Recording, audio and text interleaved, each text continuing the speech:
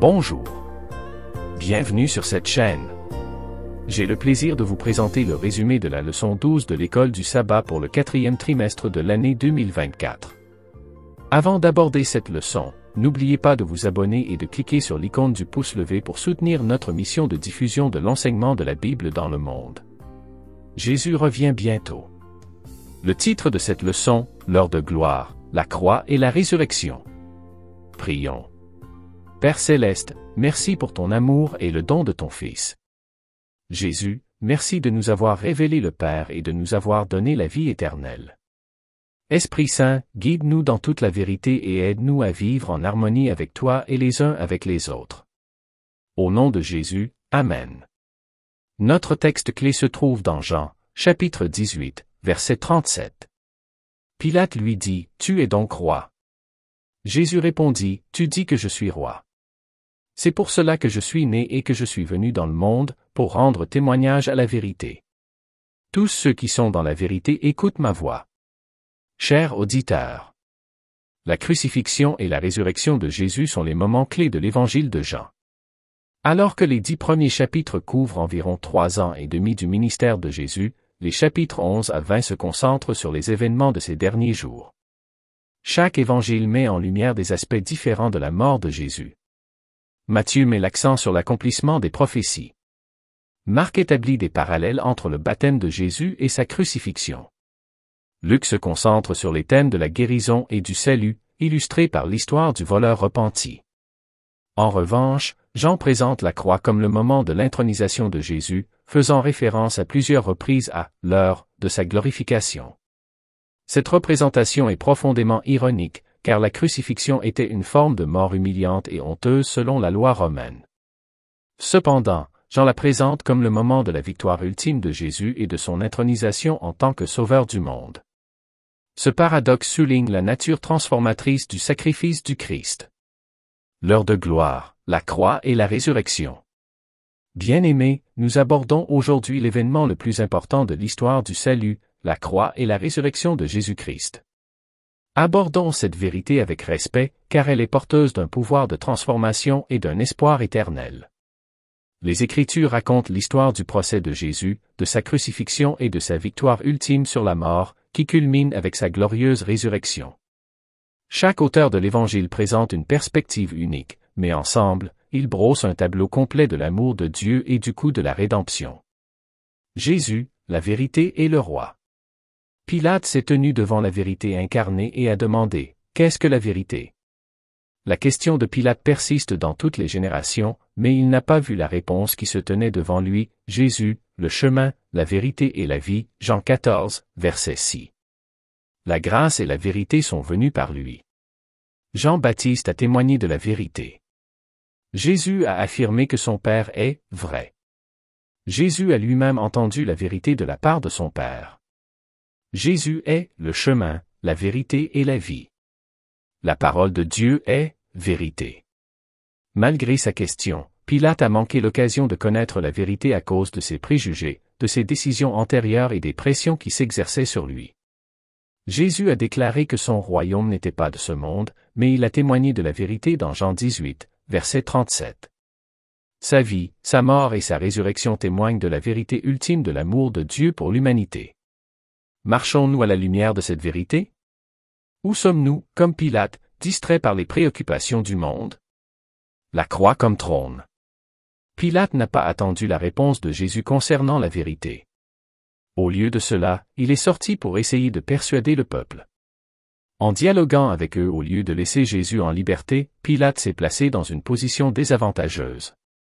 Les chefs religieux ont compris qu'ils pouvaient manipuler le gouverneur par l'intermédiaire de la foule. Pilate se réfère à la coutume de libérer un prisonnier au moment de la Pâque et demande si le peuple veut qu'il relâche le roi des Juifs. Étonnamment, et de manière tout à fait ironique, le peuple demande la libération d'un brigand nommé Barabbas plutôt que celle de l'innocent Jésus. C'est alors que commencent les moqueries et la honte à l'égard de Jésus.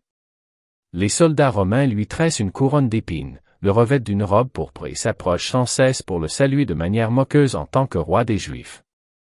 Ce type de salutation par les soldats est similaire à la façon dont ils saluaient l'empereur, mais ici, c'est une moquerie. La croix, instrument de honte et de mort, devient le trône de gloire du roi des rois. L'inscription de Pilate, Jésus de Nazareth, roi des Juifs, était une directive divine, un témoignage de la royauté du Christ. Les chefs religieux voulaient qu'elle soit changée.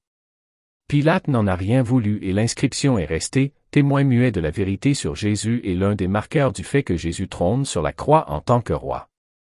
Voici Jésus, leur véritable roi, le roi des Juifs, suspendu à une croix comme un vulgaire criminel. Bien-aimés, c'est sur cette croix que Jésus a porté le poids de nos péchés. Lorsqu'il s'est écrié « Tout est accompli », ce n'était pas un cri de défaite. Ce n'était pas un cri de défaite, mais de victoire. La dette du péché a été entièrement payée et le salut a été mis à la disposition de tous ceux qui croient. Le tombeau vide est l'espérance éternelle. Jésus est mort un vendredi en fin d'après-midi et est ressuscité tôt le dimanche.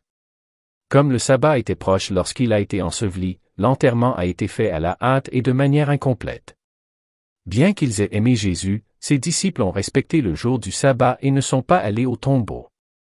Après le sabbat, un certain nombre de femmes ont acheté des épices pour se rendre au tombeau le dimanche matin. À leur grande surprise, la pierre avait été roulée et le tombeau était vide. Marie de Magdala pleure, mais ses larmes se transforment en joie lorsque Jésus l'appelle par son nom.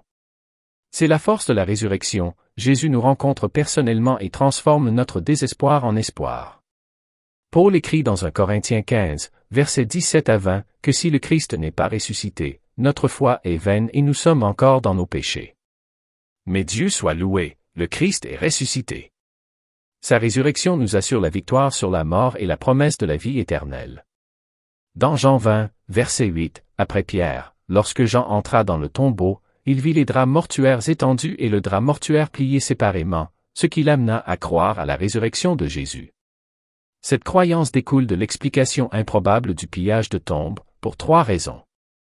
1. Matthieu rapporte que le tombeau était gardé, ce qui rend un vol improbable. 2. Les pilleurs de tombes recherchent généralement des objets de valeur et non des corps. 3. Les voleurs agissent à la hâte et ne prennent pas le temps de plier proprement les draps mortuaires. Le drap mortuaire plié indiquait donc à Jean que Jésus était ressuscité, car il ne présentait pas les signes typiques d'un pillage de tombe. Jésus et Marie. Marie de Magdala n'a d'abord pas compris la signification du tombeau vide. Après le départ de Pierre et de Jean, Marie est restée en arrière, pleurant. En regardant dans le tombeau, elle a vu 2 anges qui lui ont demandé pourquoi elle pleurait. Elle répondit que quelqu'un avait enlevé son Seigneur et qu'elle ne savait pas où il était. Dans Jean 20, versets 14 à 18, tout a changé lorsque Marie a rencontré un homme qu'elle pensait être le jardinier. Lorsque l'homme a prononcé son nom, Marie, elle l'a immédiatement reconnu comme étant Jésus ressuscité. Cette révélation d'un seul mot a transformé sa tristesse en joie. Jésus lui a demandé de ne pas s'accrocher à lui parce qu'il n'était pas encore monté vers son Père.